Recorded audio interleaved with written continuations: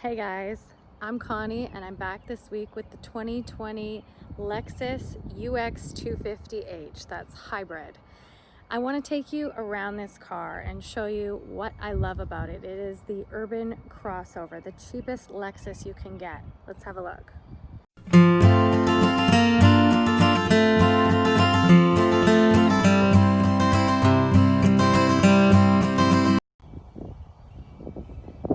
So this is, like I mentioned, the cheapest Lexus you can get, and it starts at $34,500 US. That's about 40,000 Canadian. This is the F Sport trim, which will set you back for a total of about 51,000 Canadian. I love these black contrast mirrors. These are auto folding mirrors. I think it would have looked great with a black contrast roof as well. One of my favorite features is this big straight light on the back end here. It looks amazing. It just gives the vehicle a really strong look. I love the exterior. Let's have a look inside at this circuit red.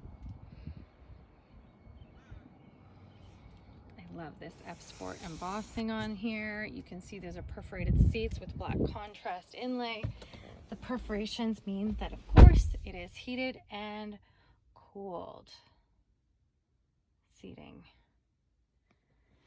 I'm going to show you what it looks like when you start it, because I think this is super cool.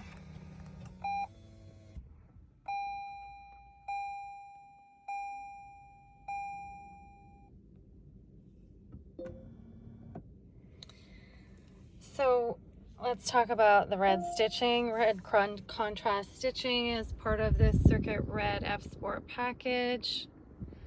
I love it. I don't love this screen as not a touch screen. Again, with Lexus, this is a touchpad to control audio and infotainment. This is new for 2020. It is Android Auto compatible and Apple CarPlay. These piano keys control the climate control, as you can see. I actually really like that.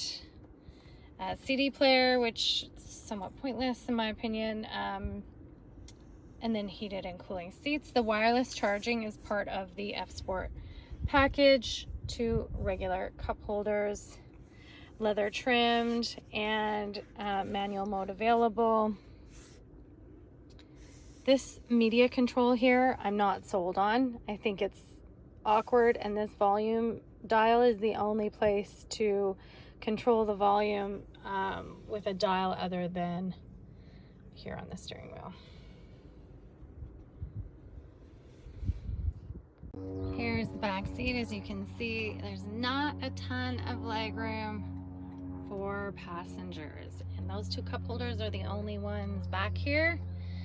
So if you have 3 kids with drinks, they have nowhere to put their drinks. There's 2 USB chargers back here though, which is great. Let's have a look in the back.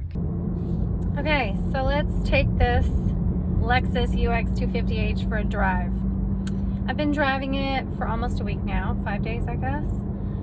It is a 2-liter 4-cylinder engine. It puts out about 181 horsepower. It's not going to win you any races, but it's not horrible either. I mean, I have had no issues passing or merging onto the highway, you know, the important stuff. So it's a fun drive. It's easy to drive. It's a great city commuter, small car, urban crossover, which is what it is. I will say, and the fuel mileage, I mean, it's hybrid. So it gets about 5.9 liters per 100 kilometers and 42 miles per gallon, which is amazing. And that's exactly what you want in a small subcompact. In comparison to its competitors in the same class, the BMW X1 or the Audi Q3, this is the only hybrid option. So it's a good one for that reason. I will say when it's in sport mode, it makes some weird fake sounding exhaust noises. Let's see if I can put it in sport mode and see if you can hear it.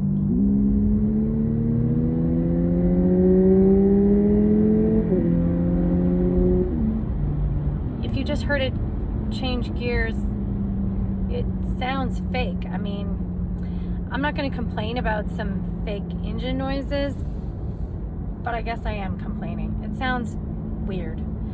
But overall, I have loved driving this car. It is so easy to maneuver.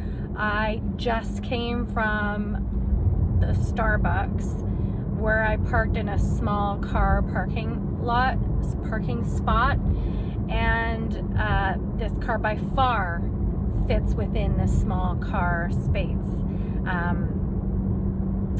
So I would say as a driving fun to drive, it's got that for me. So let's have a look and see how much cargo space there is in the trunk. It's quite high, as you can see, and I think that's because the battery pack is underneath here. But I would say a couple of carry-on luggage and maybe that's it, or a stroller. It's not big.